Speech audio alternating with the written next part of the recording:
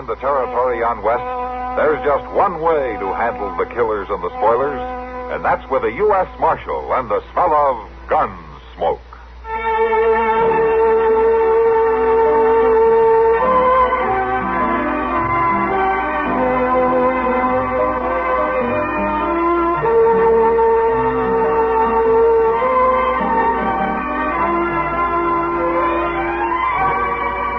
Gunsmoke, starring William Conrad, the story of the violence that moved west with young America, and the story of a man who moved with it. I'm that man, Matt Dillon, United States Marshal. The first man they look for and the last they want to meet. It's a chancy job, and it makes a man watchful and a little lonely.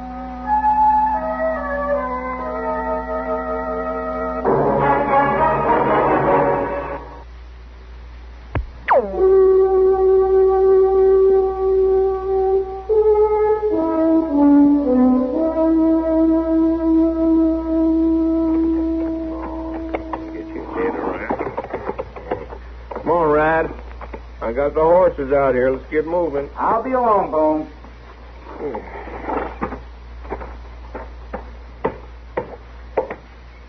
know, even that rot gut they call whiskey is gonna fit. What you doing? I'm changing my shirt. Changing your shirt? Whew. You ever think of doing that, Bones? Not for going into Dodge City, I can tell you. Be a waste of time. Gals might think different. Hey, not them gals, right? All they're interested in is your money. They don't care if you smell pretty or not. You sure don't have to worry about that, Bones. Besides, if they want a slicked-up dude, they can make eyes at that Easterner blew in a few days ago. What's his name? Scott. Yeah, Scott. I'm kind of interested in your little gal down at the Long Branch, ain't he? He better not be. Well, I seen him with her last night when I was in town. He'd be a tough man to beat, right? I bet he changes his shirt every other day or so. I'll change it for him if he ain't careful. And now here's Daddy's rich. Now there's a tough hand to beat. Money, good looks. Well, he's going to lose them both if he don't stay away from Miss Laurie. Miss Laurie? Yeah. Hey, we getting polite now. Shut up, Bone. Now, you sure you got yourself fixed up pretty enough for her? Bone, you start riding. Don't you worry, no. Because you had any trouble with that dude, you just come to old Bone. I won't need no help. Thought you was in a hurry. Well, I am. I'm dry. Then stop talking and let's get going.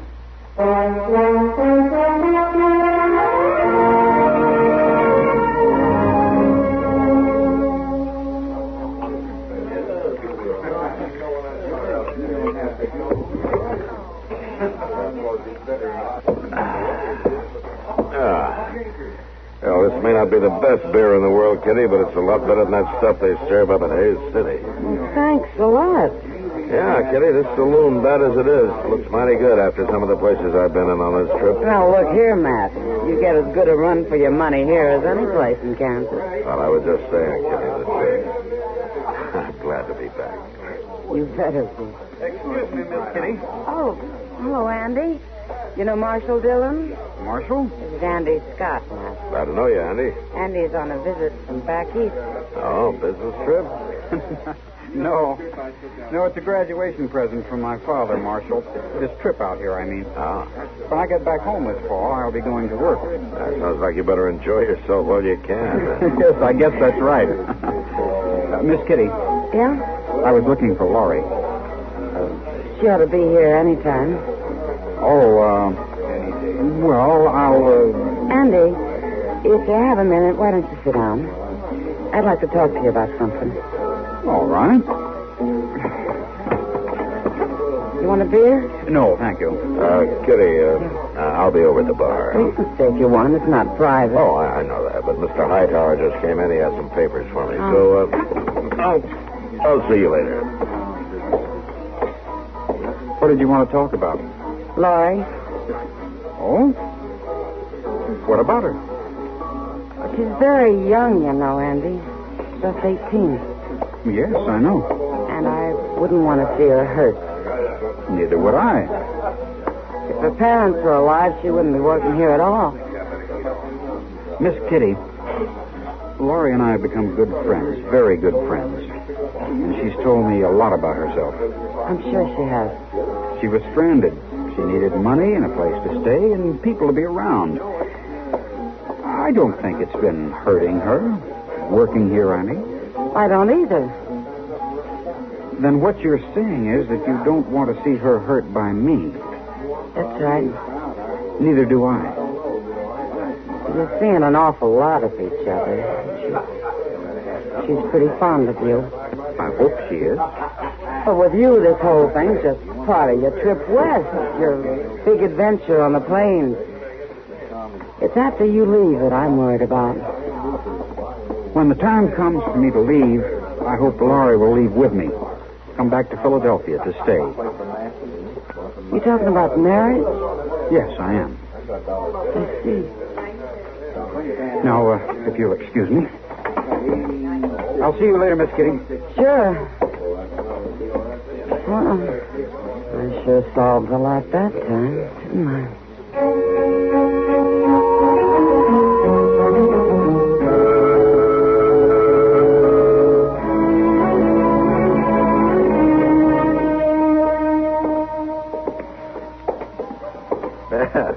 Just swing them doors open for me, Rat. I'm a thirsty man. Well, you swing them open for yourself, Bone. Well,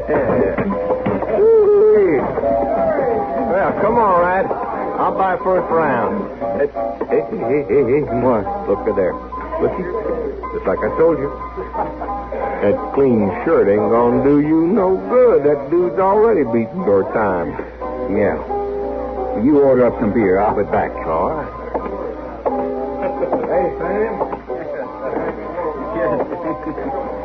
Miss Laurie, Oh, hello, Rad. I want you to come sit with me. Rad, I'm sorry, but I'm engaged for the evening. You are, huh? The young wet-eared Jude comes to town, moves in on all the gas. I'm only interested in one of the ladies, Dawson, and she accepted my invitation first. Well, don't that sound pretty now? Rad, please don't make any trouble. Well, I ain't gonna make no trouble, Miss Laurie. Not tonight. Rad. But I tell you how it's gonna be. I'm coming to town every night from now on, and all them engagements is gonna be with me. It seems to me that's up to Miss Laurie. Sure enough. It's up to Miss Laurie. And if she wants you to be able to get back where you come from in one piece, schoolboy, she'll see it my way. You get out of here. Sure I will. I'll go right now. But you better not let me catch you near this gal again, schoolboy. I'll teach you a new kind of lesson.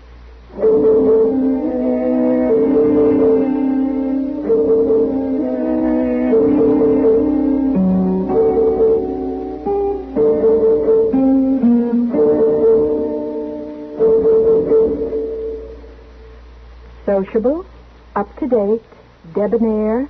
What's this, a new word game? No, I'm just mentioning the qualities that people admire in other people. Oh, I see. If you're sociable, up to date, and what was another word? Debonair? Yes, debonair. But listen to it this way.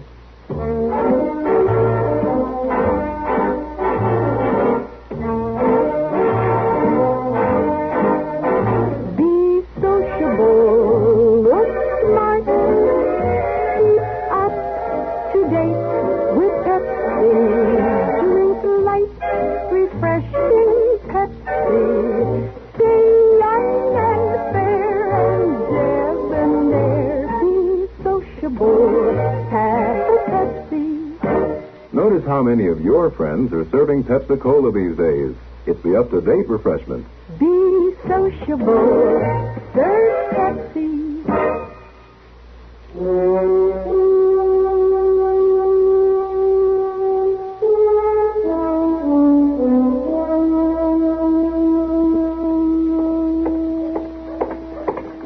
Gracious, I hope that offer don't look like it usually does. Mr. Dillon? Mr. Dillon, What's on your mind, Chester? we got to get cleaned up. What's happened? Clean up for what? Why, she's coming to see you. That's what... Excuse me, Mr. Dillon. I got to get things picked up. Chester, will you leave those papers on my desk alone? Well, all right, but It looks awful tacky. Now, just stand still and tell me what this is all about. Who's coming to see me?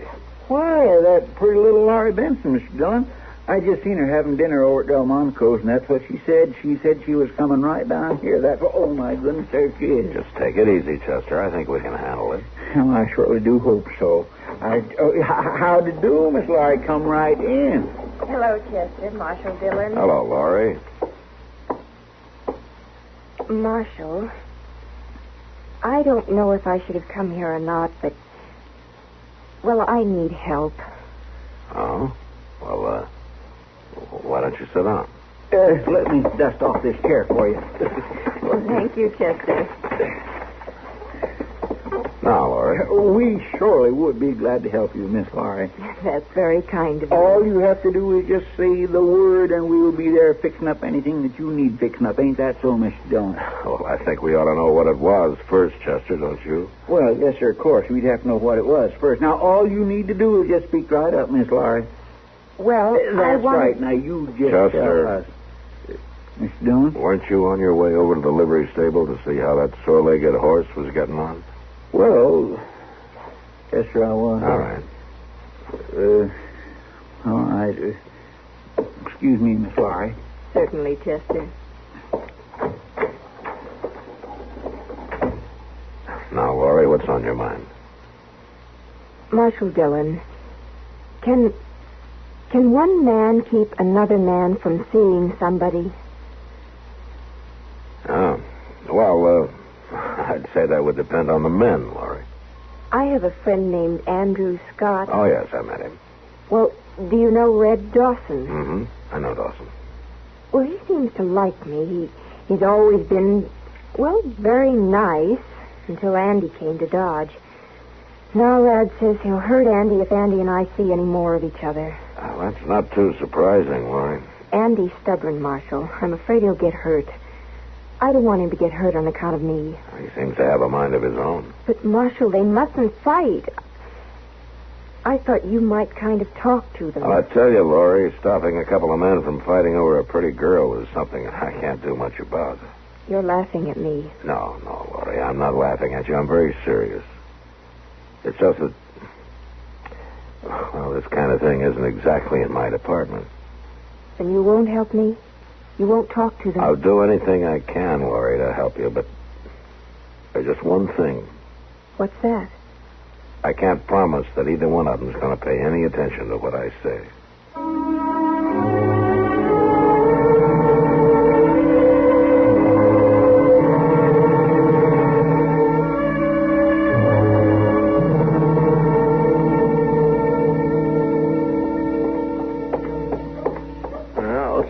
Fred, it's mighty interesting coming to town every night, but I sure don't know how long the money's going to hold out. I ain't begging you to come with me every time. No, but it just don't seem right for me to let you come here alone. Well, look at there, coming out of Delmonico's. Don't seem like you scared that schoolboy so bad after all. You shut up. Little gal hanging on his arm, so nice and pretty. Thought you wasn't going to stand for that no more, right? I ain't, Bone, I ain't. Now, come on. You, schoolboy, turn around. Andy, don't do it. You calling me? Hey, he's wearing a gun, right? He better be. I warned you, schoolboy. I told you to stay away from her. Get back, Laurie. Get back in the doorway. Andy. You'll have to do more than warn me, Dawson. I'm a-going to. Get him, Bo. Get him. All right, that's enough. Now drop your guns, all of you. He shot me, Marshal. I got a right to protect myself. I saw it, Rad. You drew on him first. Now go on, drop your guns right now. All right, Andy, get Laurie away from here. I'm not afraid of him, Marshal. Do what I said. Yes, sir. Come on, Laurie. Well, it seemed to me you're letting the wrong man go, Marshal. That kid shot Rad in the shoulder. It might be a pretty bad wound. Y'all lock that boy. You listen to me, Bone. If you want to help Rad, you get him up the docks, and then you get him out of Dodge, and you keep him out. Well, ain't no law says he can't come back here. There is now.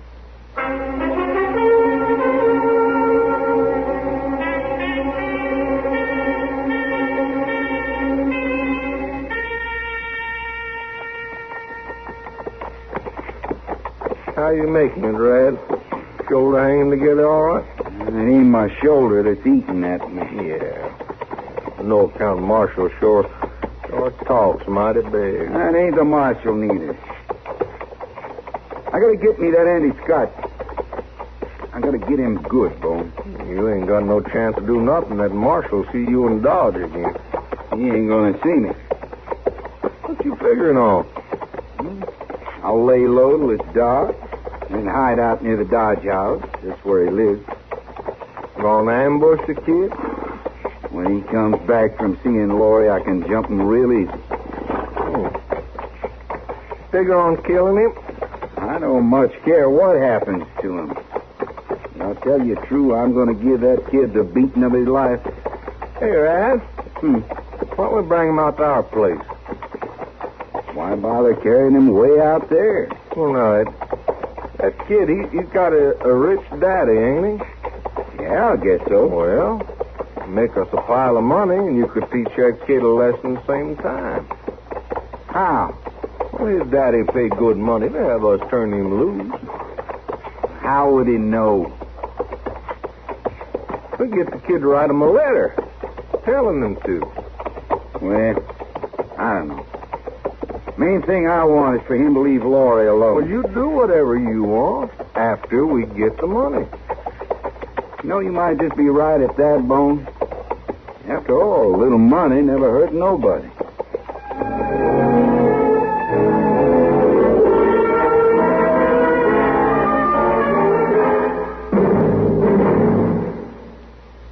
Here comes Elmer Blurt, world's lowest pressure salesman. Nobody home, I hope. It says here, J.P. Pullum, dentist. You wouldn't want to buy a new 1959 Rambler, would you, Doc? You are a lucky man. I just happen to have a vacancy. Sit down. Yeah, but Doc... Open wide. That's right. You know, you don't have to sell me on the 59 Rambler. It's first in economy, first in sales gains, and no wonder. Rambler has the best of both. Big car room, small car economy. Yeah, but Doc... Oh, relax. Can't you salesmen ever stop selling? You know, Rambler's got quite an idea with that personalized comfort. Independently adjustable front seats, adjustable headrests, easiest parking and handling in America. Well, that 59 Rambler is so terrific it makes you want to put your foot right down on the accelerator. No, that didn't hurt, did it? Oh, gosh, Willikers, no. That's my lower plate you've been drilling. Rambler outsells all 6 of the best-selling foreign makes combined. 59 Rambler sales are nearly 2.5 times greater than a year ago. See the success car at Rambler dealers.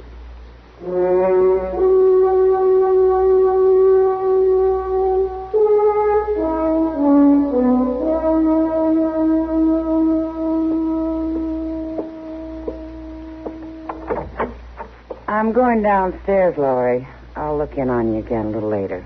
Oh, I'm all right, really, I am, Kitty. I'm ashamed I gave way so, but... Well, I just couldn't believe Andy'd go away like that. That he'd run. I'm sorry. Honey, this wasn't his world. You mustn't blame him too much. I know, Kitty, I know. I shouldn't have expected anything, but... Well, I did think he'd at least say goodbye. Well, that wouldn't have hurt him, I'll say that. But you might as well learn this lesson while you're still young enough to get over it. Learn what lesson? That the less you expect from a man, any man, better off you are. I'll see your hand, Laurie. Sure.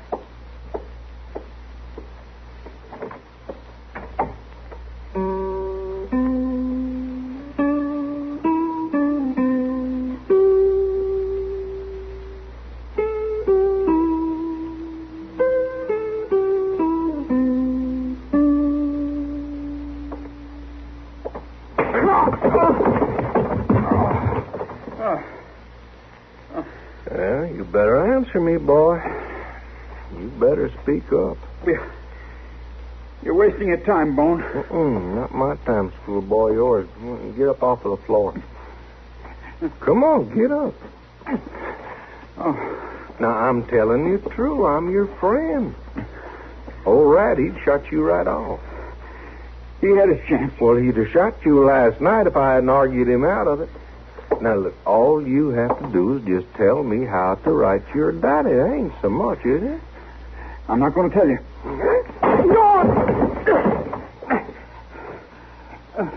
You're going to tell me. Oh, it might take a little time, but you'll tell me.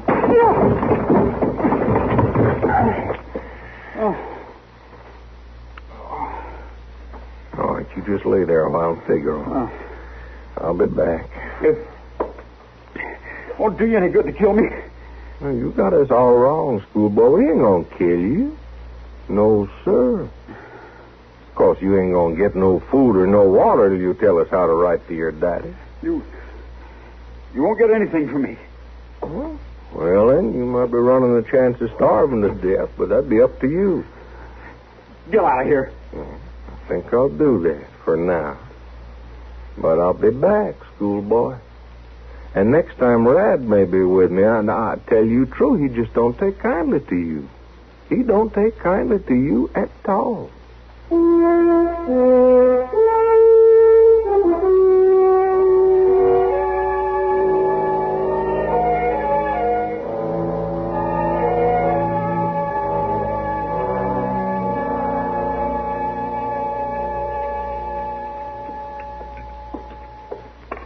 Can I sit down with you, Mr. Dillon? Oh, sure, Chester.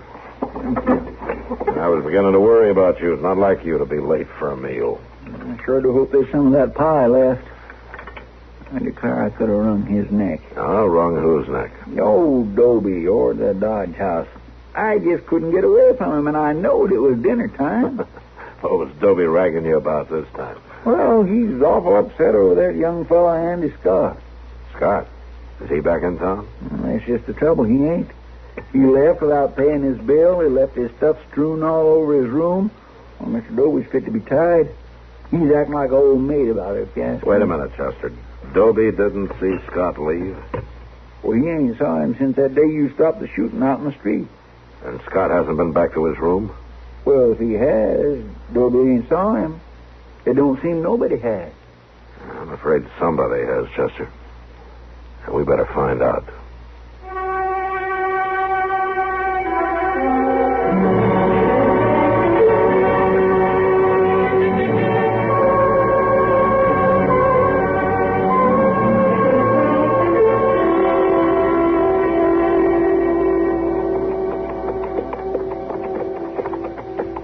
You sure they drug that boy way out here, Mr. Dillon? It don't make good sense to me. I'm not sure, Chester, but I don't expect a thing like this to make sense. I guess you're right. Yonder's the house. Yeah. Let's leave the horses here.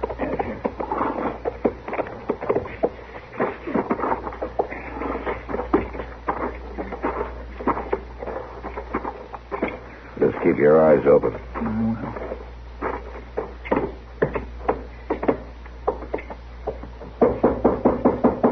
Dawson, Bone, open up. Come on, it's Marshal Dillon, open up. What do you want here, Marshal? I got a few questions to ask you. We ain't got no time to answer. Look, you ain't got no... Wait a minute, Rad. Don't want the marshal to think we got something to hide. Right, Bo. Well, what do you want to know, Marshal? Where's Andy Scott? How should I know? Yeah, how should we know, Marshal? You run us out of Dodge your own self. And the boy hasn't been seen since you left. And that's a fact.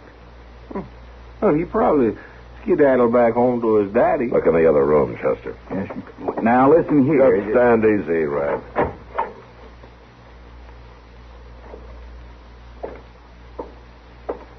Ain't nobody in there, Mr. Dillon. Of course there ain't. Now, it's like I told Mr. Dillon, look out the window. There's smoke coming out of that shed. What? Come on. Marshal, you ain't going nowhere. Don't try it, Rad.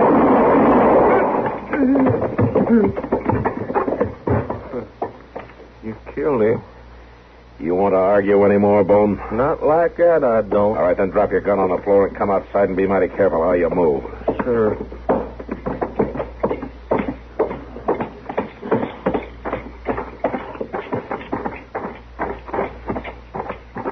Bust open the door, Chester. Yes, sir. Come on. Why, Scott, what you doing? Yeah. Hey, you all right, Andy? Here, untie his arms and legs, Chester. I'll get this rag out of his mouth. Oh, thank you, Marshal. It's a lot better. Stop that fire out, Chester. Yes, sir, it ain't got a very good start. All right. Here, Andy, let me help you. We'll get you out of here. Come on. Thanks. Now, did you kick that lantern over? Well, when I heard somebody ride up, it was the only thing I could think of. You took an awful chance of burning yourself up. Well, my chances weren't too good. Anyway, I looked at it. Yeah. Fact is, I'm surprised to find you alive at all. Oh, they weren't going to kill me, Marshal. They were just leaving me here to die by myself.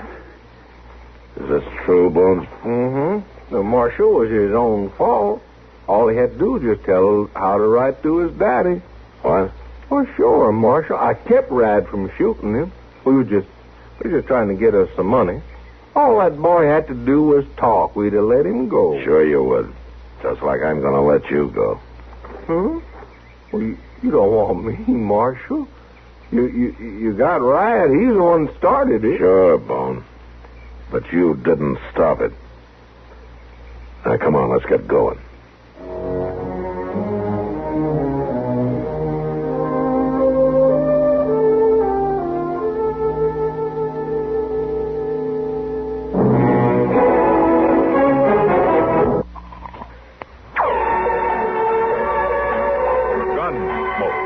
Produced and directed by Norman MacDonnell, stars William Conrad as Matt Dillon, U.S. Marshal.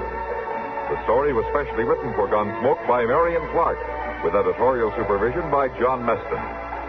Parley Baer is Chester, Howard McNear is Doc, and Georgia Ellis is Kitty.